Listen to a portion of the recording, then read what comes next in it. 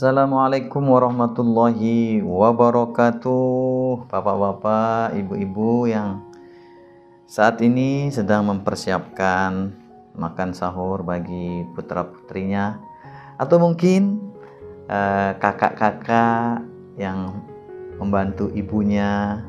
Ini adik-adik bekerja sama, ada yang nyiapin piring ya, ada yang nyiapin minum, Masya Allah, ada yang bantu goreng telur. Masya Allah, indah suasananya ya.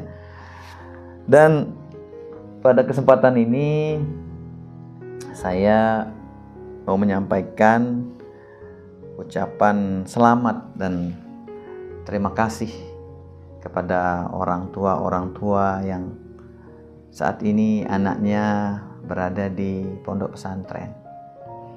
Sungguh Anda ini adalah orang-orang yang beruntung. Namun bukan berarti yang anaknya tidak di pesantren itu tidak beruntung. Nah, ini jika dibandingkan dengan anak-anak yang Ramadannya diisi dengan kegiatan-kegiatan yang kurang bermanfaat ya anak-anakku. Masya Allah. Ada yang perang kembang api, bukannya tidak boleh. Kemudian ada yang geng-geng motor itu ya, geng-geng motor, tawuran, judi pancu, judi balap, apalagi judi-judi lainnya. Kasihan orang tuamu nak ya. Apalagi sampai ada saya lihat pamer tidak puasa di medsos. Maksudmu apa gitu? Kok mamerin jagoan itu di hadapan malaikat? Terus kamu kira malaikat mau takut sama kamu nih? Saya tidak puasa. Nah, Masya Allah. Nih di pesantren ya, salah satunya nih saya mau menyampaikan kegiatan anak-anak seumurmu nih. Yang kamu anak SMP mungkin menyangka dirimu, kita kan masih anak-anak nih, masih SMP. Atau kamu yang SMA ya. Atau kamu yang anak manja, anak sematawayang, satu-satunya anak laki-laki, atau satu-satunya anak perempuan, atau anak satu-satunya yang merasa sehingga harus manja. Tidak seperti itu anakku. Ini coba kita spill sedikit ini ya, kegiatan anak-anak pondok pesantren Darul Falah di Ramadan ini, yang ketika mungkin teman-teman sebayanya asik tidur, dia itu jam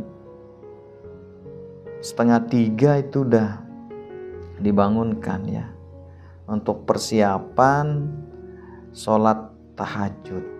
Masya Allah, itu makanya ngelihat anak yang masih SMP kelas 1 berat rasanya dia bangun.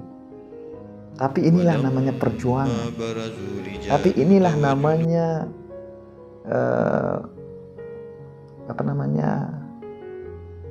rasa ingin berbakti, rasa ingin membuat bangga orang tua. Berat memang rasanya, tapi mereka ini harus bangun. Kemudian sholat tahajud berjamaah 8 rakaat, dilanjut sholat taubat, kemudian witir tambahan. Karena selesai sholat tarawih, kemudian dilanjutkan dengan sholat tasbih hajat, itu udah witir sampai jam 4 lebih. Lalu persiapan makan sahur. Makan sahurnya tidak bisa berleha-leha kayak kamu yang ada di rumah. Ini harus serba cepat karena harus persiapan sholat subuh. Berat rasanya. Kemudian berjamaah sholat subuh.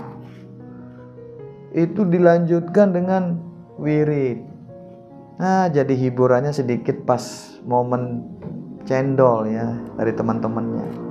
Walaupun sebenarnya sudah tenaga hilang itu, terus bertahan, ditutup dengan sholat duha. Kemudian selesai sholat duha tuh baca atau setoran hafalan per kelompok. Jam 8.30, setengah 9 sampai setengah 12 baru bisa istirahat. Itu pun mungkin ada yang mau nyuci, mungkin ada yang mau ngerapikan pakaiannya, sehingga mungkin hanya 1 jam setengah bisa tidurnya. Harus segera bangun. Untuk apa? Persiapan sholat zuhur. Kemudian sholat zuhur berjamaah, mungkin masih ngantuk sebenarnya, tapi selesai zuhur tidak bisa tidur, tidak bisa turun kayak kamu yang ada di rumah. Dia harus baca Quran pribadi, karena selain bacaan Quran pribadi itu ada bacaan Quran kelompok yang masing-masing orang dapat 1 juz. Itu tiap malam. Satu orang dapat 1 juz, itu ada 30 orang satu kelompok.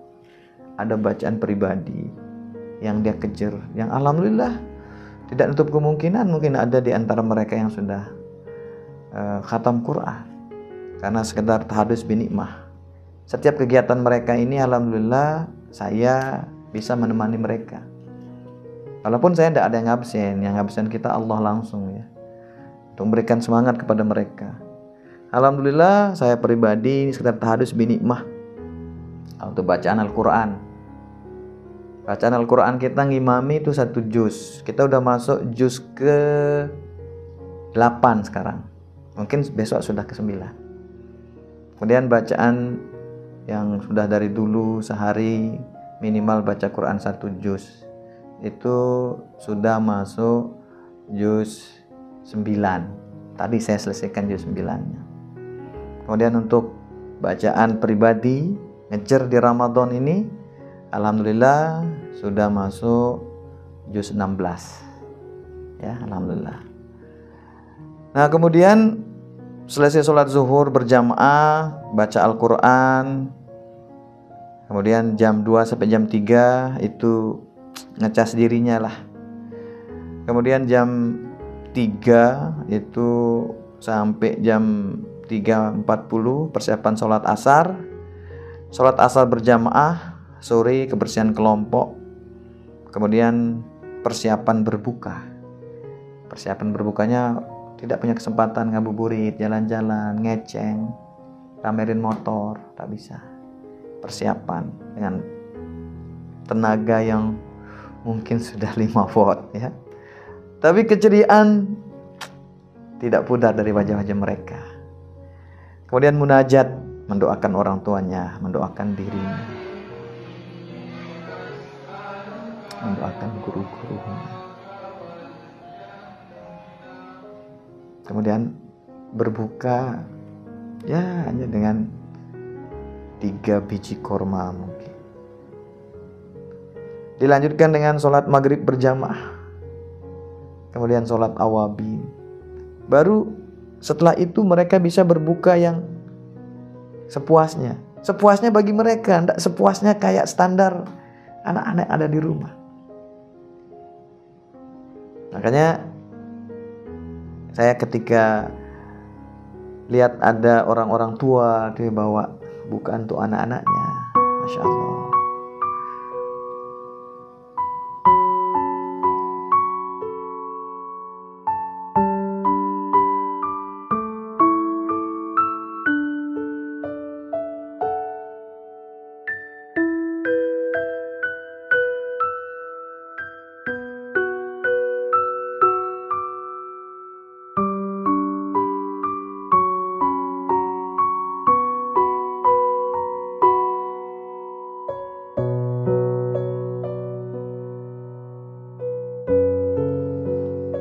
Mungkin dia beli bukaan untuk anaknya,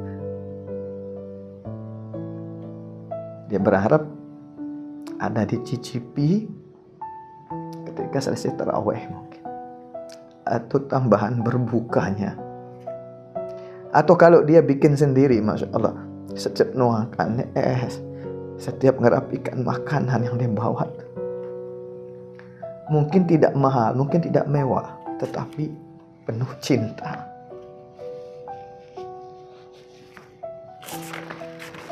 Nah, kemudian mereka harus segera mempersiapkan sholat isya.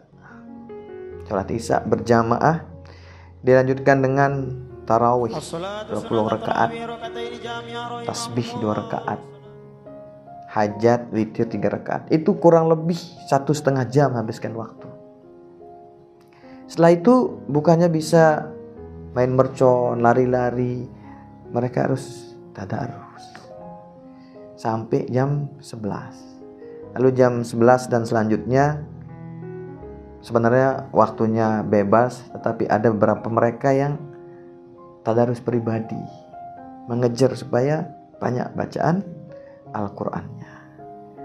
Nah, kurang lebih 11:30 baru mereka bisa istirahat. 11:30, 1, 2, 3. 3 jam tidur tiap malam. Itu pun kalau dia langsung tidur. Kalau nggak langsung tidur gimana? Makanya ketika saya baca Quran gitu, ada himbauan dari wali kota Mataram, ada himbauan dari kepala daerah, ada himbauan mungkin dari DPR, ada himbauan dari pejabat-pejabat ini, supaya anak-anak muda ini, anak remaja ini mengisi waktunya dengan hal-hal positif, hal-hal baik di bulan Ramadan ini. Suruh pesantren kilat di pondok pesantren. Kalau Mataram, pondok pesantren Darul Falah tempatnya. Kalau pingin full ibadah, di pondok pesantren Darul Falah. Maka kalau saya selalu bilang kepada orang tua, kalau yang Anda cari itu kemewahan, kalau yang Anda cari itu prestise, gaya, tidak ada di Darul Falah. Tapi kalau yang Anda cari itu kebaikan, amal ibadah, ilmu pengetahuan, insya Allah kami berusaha berikan yang terbaik. Subhanakallahumma wa bihamdik, asyhadu an la ilaha illa anta, astaghfiruka wa atubu ilaik. Hadanallahu iyyakum ila sabilil falah wal muwafiq laqwamit thoriq. Wassalamualaikum warahmatullahi wabarakatuh.